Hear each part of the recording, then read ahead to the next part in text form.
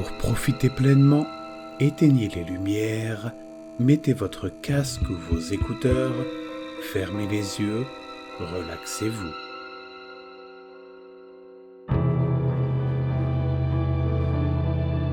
Je viens de faire un test ADN.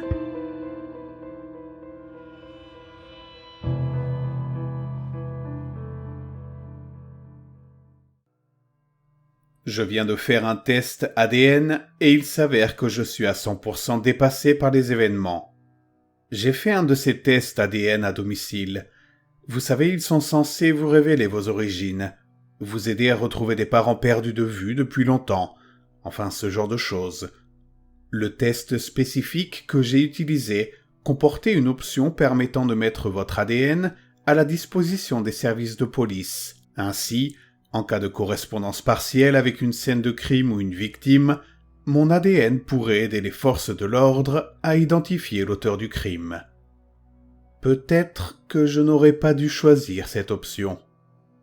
Le fait est que j'ai lu beaucoup de choses à ce sujet dans les journaux.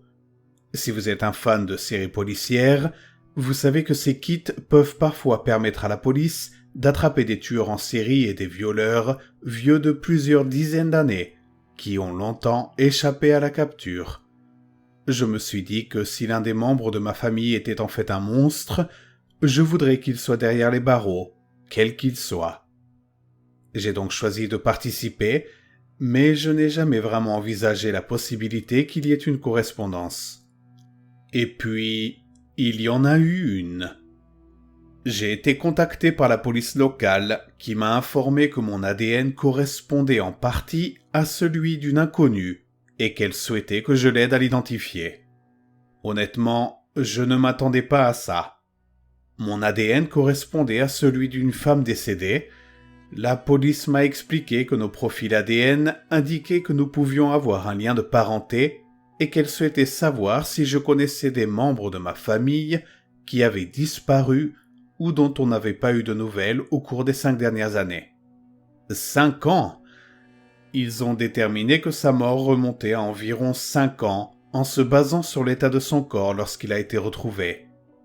Ils ont des raisons de penser qu'il s'agit d'un homicide, bien qu'il n'ait pas été en mesure de me donner la cause du décès. Apparemment, en raison de l'état de ses restes, il était impossible de le savoir. Je ne connaissais aucun membre de ma famille qui avait disparu, mais je ne connais pas très bien ma famille lointaine. J'ai décidé d'impliquer ma mère, qui fait de la généalogie à ses heures perdues. Elle a travaillé avec la police en parcourant notre arbre généalogique, mais en fin de compte, nous n'avons trouvé personne. C'était donc quelqu'un avec qui nous ne savions pas que nous étions liés. Nous avons alors décidé de parler au reste de la famille, immédiate et lointaine, pour voir si quelqu'un savait quelque chose. La plupart des membres de notre famille ont trouvé ça plutôt cool et voulaient que le mystère soit résolu, même si certains m'ont reproché d'avoir donné mon ADN aux forces de l'ordre en premier lieu. La police nous a montré un portrait robot de la femme et ma mère et moi avons convenu qu'elle ressemblait un peu à ma tante Sonia, en particulier au niveau des sourcils et des pommettes. La police a décidé de demander à tante Sonia et à ses 2 enfants, Théo et Léa, de fournir des échantillons d'ADN. Ils ont accepté. Il a fallu environ 2 semaines pour que la police réponde à leur demande. Ils n'étaient probablement pas en tête de la liste des priorités du laboratoire de police scientifique.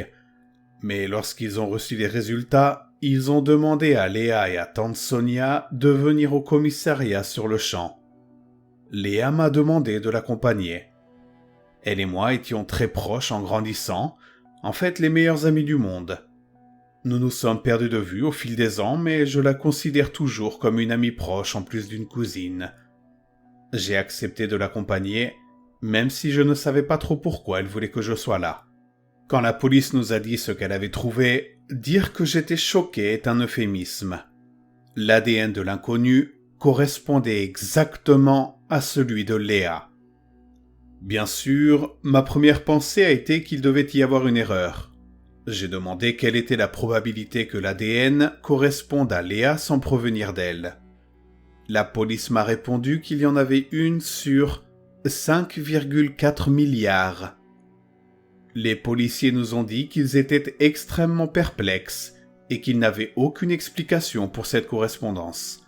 J'ai demandé à tante Sonia si Léa avait un vrai jumeau dont personne ne connaissait l'existence, mais elle a secoué la tête.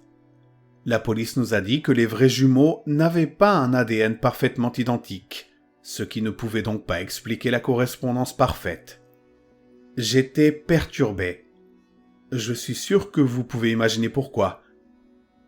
Mais ce n'était pas le cas de Léa et de tante Sonia.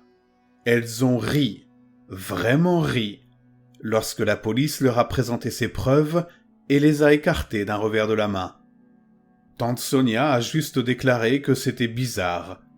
Le reste du temps, elles ont tout simplement souri et ricané, ce qui a manifestement mis la police mal à l'aise et en colère. Elles ont dit aux policiers qu'elles espéraient que l'inconnu pouvait être identifié un jour, mais qu'elles étaient pratiquement sûres de ne pas pouvoir les aider davantage. Puis elles ont quitté le poste de police. Je les ai suivies, hébété, déconcerté à la fois par ce que la police nous avait dit et par leur comportement, carrément étrange. Sur le chemin du retour, j'ai demandé à Léa si cela ne la dérangeait vraiment pas. Elle m'a répondu « Il y a certainement eu une erreur. C'est impossible que mon ADN soit exactement le même que celui d'une femme morte. Les flics se trompent.